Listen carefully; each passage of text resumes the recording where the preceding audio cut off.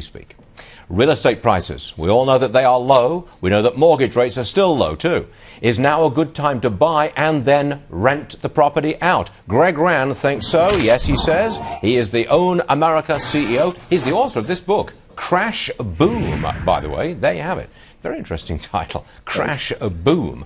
Let's talk about, you think this is a good time to buy because you can buy cheap, low mortgage rates. Right. But then become a landlord. That's what you're saying? Become a landlord, yeah. Think of the big picture here, okay? We've got home ownership rates coming down for the first time since they've been measuring it. So the first time in 75 years, home ownership rates coming down. Right. There have been 2 million rental households that have been created during this recession. So people coming out of home ownership or lending standards getting tighter and making fewer people able to buy.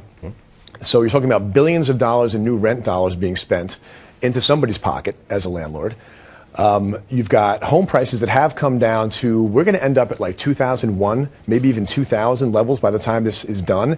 That's an overcorrection, okay? This recession does have a lot of similarities to the Great Depression, and one of them is the prices are overcorrecting because of the foreclosure impact, which means that you're in a position now, if you buy and are willing to hold. That's why I say don't buy and flip. That's a sucker's bet. So, buy and hold. I'm doing a mathematical calculation. If you want me to become a landlord, you've got to tell me that the rent will cover my carrying costs for the property. That is real estate taxes, renovation of the property, and the mortgage. You're telling me that the rent will cover all of that, and I can make an ongoing profit? It takes a little bit of homework to make sure that it does, okay? There are actually, in the book, we talk a lot about how to find properties that are under market rents and then turn them into positive cash flow. So you can find properties in and around New York, it's a little tougher. The prices are a little bit too high, okay? Right. Go to other parts of the country where, like, I love the Carolinas, okay? I love Florida right now for this because Florida prices are so depressed because of the overdevelopment, over-speculation, mad lending practices that have driven the prices down,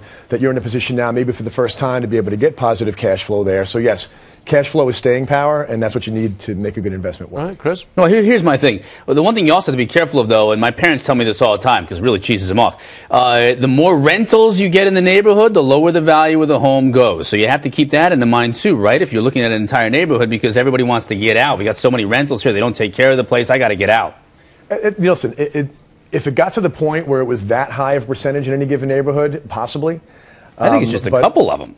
Yeah, you know what? Listen, I'm talking about an individual trying to secure their financial future, providing for college funding for their kids, providing for their retirement, buying 1, 2, maybe 5 properties, a small portfolio. But the point on this is that this is an investment for the long term. This is not something. This is for something for 10, 15, 20 years down the line. Supposing you get a lousy tenant.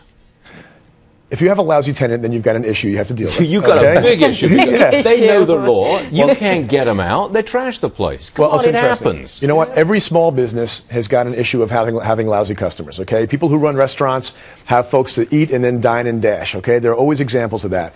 What we talk about is the idea that owning real estate is a small business. You've got to deal with your customers. You have to love your customers, but you're going to have to deal with having negative. I'm just real quick. 10 seconds. 10 seconds.